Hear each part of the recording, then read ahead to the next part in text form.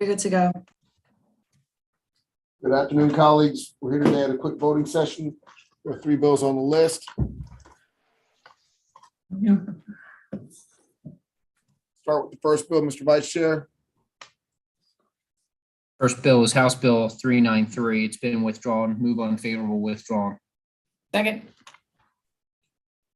All in favorable of the unfavorable withdrawn, say aye. Aye. Is there any opposition? Who's absent? Fisher, And in Polarius, Polarius. Mr. Chair. Okay, everyone else is here? Okay, Yes.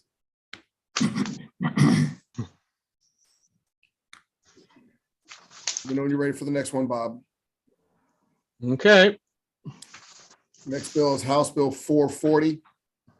House Bill 440 from Delegate Clippinger. This is the bill to increase the generating capacity allowable for community solar generating systems. There are 2 amendments in your packet. That goes from a cap of 2 megawatts to a cap of 5 megawatts. The amendments in your packet do 2 things. The first one makes a conforming change in the net metering statute, raising 2 to 5.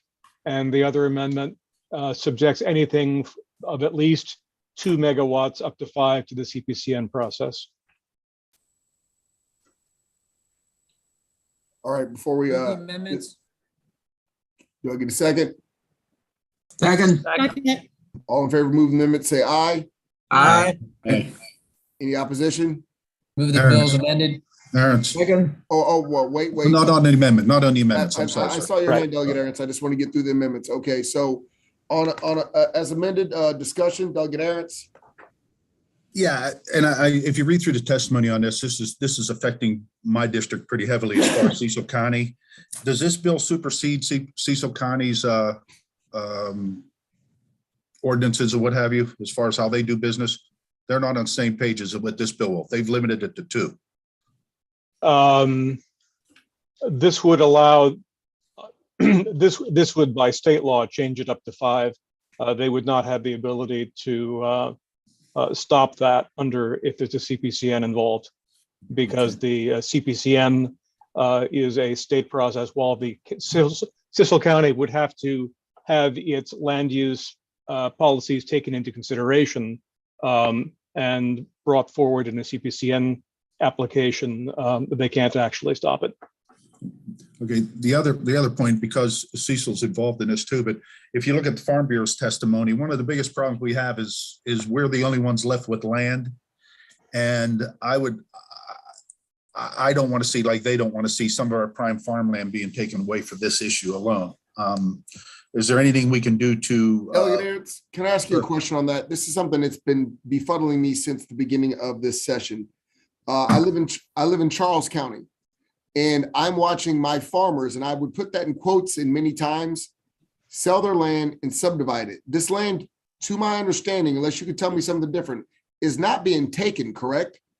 No, sir. This land is being bought, or actually the farmers, whoever owns the land, they're receiving a benefit, correct? They probably are. Yeah, I agree with you on And this. so is it your purview that we need to start telling landowners what they cannot do with their own property? No, I'm worried about eating. No, but My point, Mr. Chair, would be this. If we're going to sit down and take all the state-owned land and get that first, I'd be good with it. But okay. State valuable farmland, that's where. Why do you keep using the word taking? Well, you're taking it for solar. They're not buying it. taking it. No, but to be clear, is anybody's land getting taken? No. That's my point.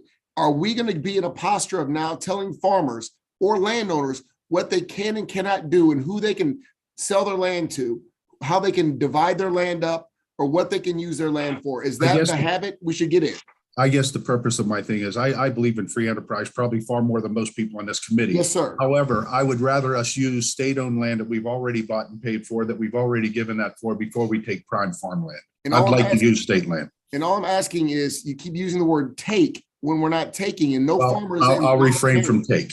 I would ask that we quit using prime farmland and use up the state land that we've already paid for and we've already given these grants to. Use that first and use other land. How do I protect that? That's what I'm asking if this bill does that. That's exactly what I was trying to get to, because in many other areas, it's not solar, it's that they're building houses. And whenever we even bring up telling a farmer they shouldn't subdivide their land, you will get crucified by the Farm Bureau, that's why I found it so confusing to hear the Farm Bureau, who tells us all the time we should not tell farmers when they can subdivide their land, sell it, and put houses on it, which is a direct burden to all of our infrastructure, versus solar is now the villain. And that's really a legitimate question for me, because we can't tell them not to put houses on them, but somehow you want us to tell them not to put solar panels on.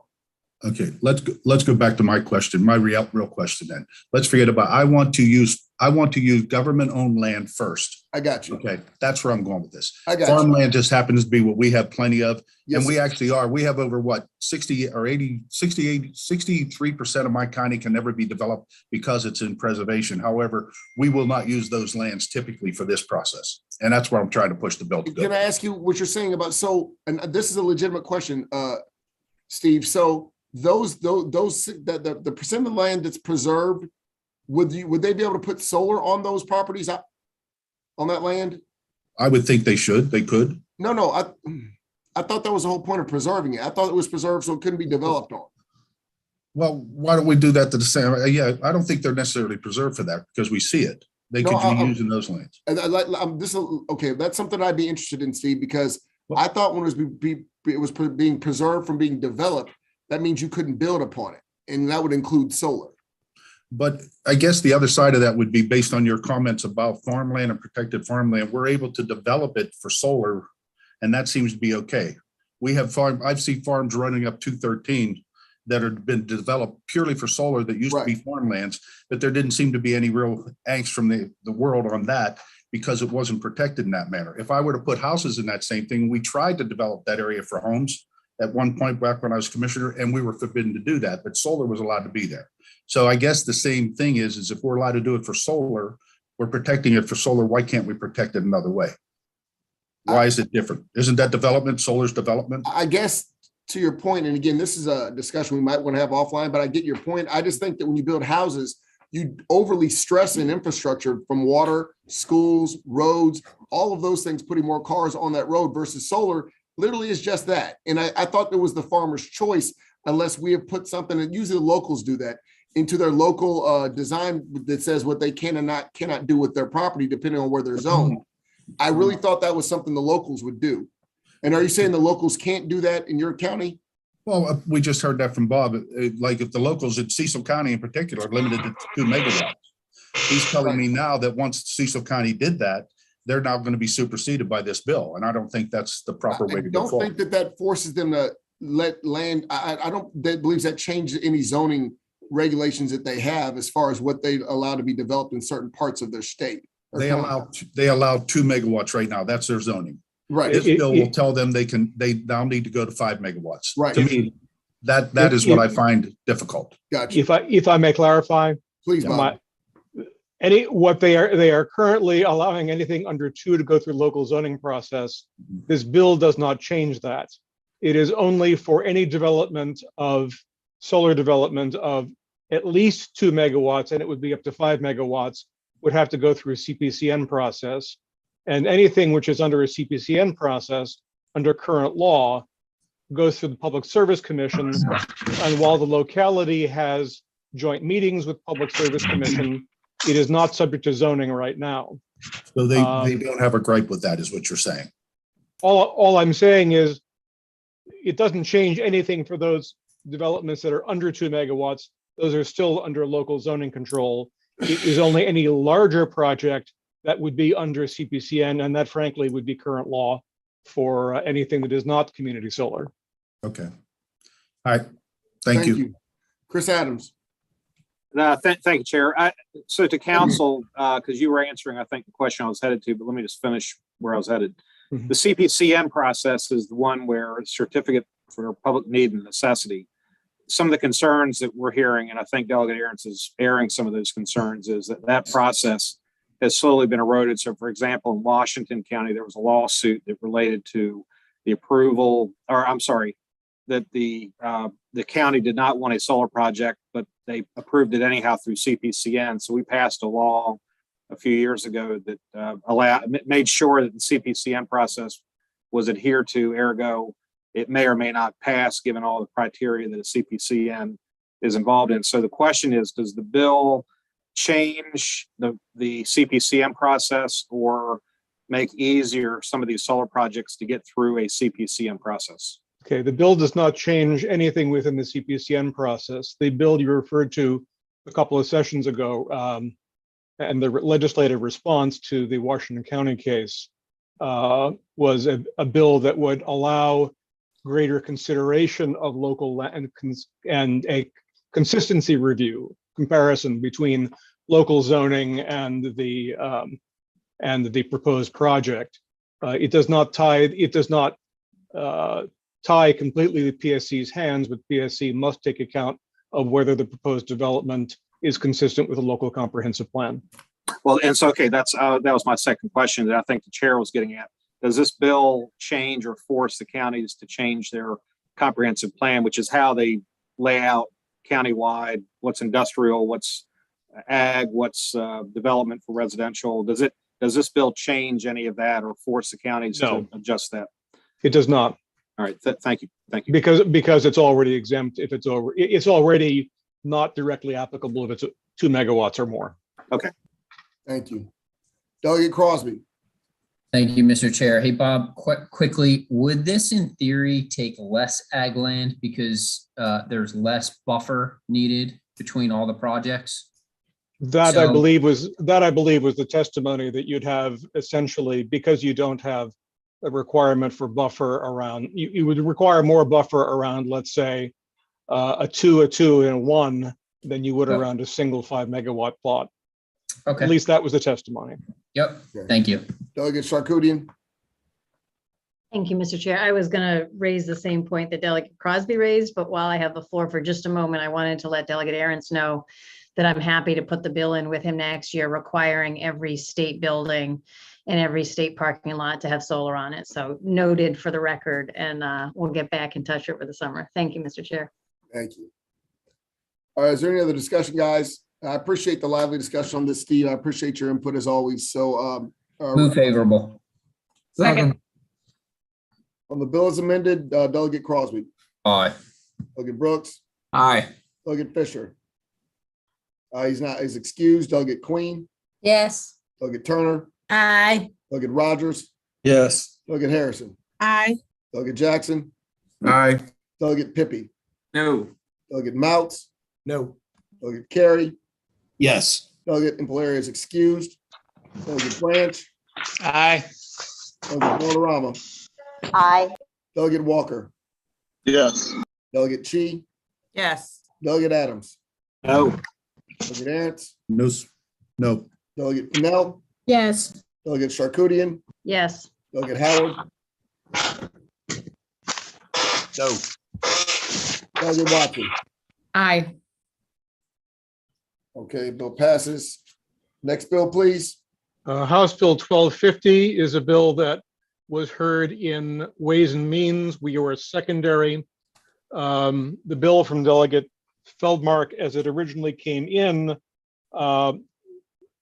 implemented a state production tax credit for against the income tax for solar facilities, and also set up a task force to look over at more overall solar energy incentives. The amendments that were adopted by the Ways and Means Committee and the bill this morning strike entirely the income tax provision and only establish a task force to study solar incentives. The amendments do a couple of other things. They take the 2 legislators off of the task force, and they make the head of MEA be the chair of the task force, and requires the task force to report by 2023. And in addition, add a few members to the task force, in particular, a representative of the Climate Access Fund Corporation, a representative of an investor-owned electricity company, from MACO, one rural county government rep and one urban county government rep. And then they also add a couple of things to the charge of the task force. As I say, we're secondary. The things added are whether exemptions should be included, different levels or types of incentive, including for different types of residential and non-residential scale, other factors, and make recommendations for those measures that'll help the state meet the solar energy goals under the RPS. Move the Also, amendments. Oh, sorry. efficient use of land by maximizing production of solar energy in the state on previously developed property, including rooftops, parking canopies, and brownfields. Say that bill Move the number again. amendments. Second. Say that bill number again, Bob. 1250. Thank you. As I say, we were secondary, so we sent 3 members. Any else? Are this on the amendments or on the bill, Johnny? On the bill. I'll hold on. Okay, we've moved the amendments, and so the amendments have been moved and set properly seconded. All those in favor of the amendment say aye. Aye. Any opposition? Seeing none. All right, any questions, discussion? Delegate Brooks. Yeah, thanks, Mr. Chair. Council, on that bill, it was saying like 1 megawatt of power for credits. And normally when we speak of megawatts, we're talking about, that's large. We're talking about companies, generators. And she was talking about giving tax credits. And I was thinking that tax credit would be offered to say individuals who are trying to get solar and whatnot. So like for instance, This is a task. Mr. Chairman, Mr. Chairman, the Ways and Means amendments strike all provisions on a tax credit. They only, all that's left is a task force. It's just a task force. that's fine. Okay, all right. Thank you. Good enough. All right. Delegate Mounts. Thanks, Chairman. I just wanted to make sure, I want to clarify, this is a task force, right? This is a task force, and one of the primary difference between this task force and the other task forces that have not met with a favorable status is this one, the amendments remove the legislators. Right. So it's not a matter of not doing anything over the interim because the legislators are running for re-election. This is purely MEA and various groups all over the spectrum. Yes, sir. Okay. I just thought I had a good one-liner We on know- this. we Oh, you did. No trouble. We know where No you're going with question. it. Yes. Which is All all right. of our initial consternation on the bill. Go ahead, Delegate Crosby. Move the bill as amended. Second. All right, seeing no more discussion. Delegate Crosby, Aye. Delegate Brooks, Aye. Delegate Fisher. Fisher's excused. Delegate Queen, Yes. Delegate Turner, Yes. Delegate Rogers, Yes. Delegate Harrison, Yes. Delegate Jackson, Yes. Delegate Pippy, No. Delegate Mounts, Nope. Delegate Carey, Yes. Delegate Blair is excused. Delegate Branch, Aye. Delegate Valderrama, Aye. Delegate Walker, Yes. Delegate Chi, Yes. Delegate Adams, No. Delegate Aaron's, Nope. Snell, Yes. Delegate Charkoudian, Yes. Delegate Howard, No. and Delegate Watson. Aye. Okay, colleagues, that's it for our voting list today. I would like to say there are no more bills we voted out, House bills. However, I may be told different tomorrow or tonight. So please keep your head on a swivel and just be attentive. We'll keep you as up to date we can. I see everybody at 10 minutes till 5 on the House floor. Thank you very much. Yeah, Aye, we do have bills that are on where we're secondary. We may be Yeah. getting letters on. Right, so we might get in a letter. So thank you, guys.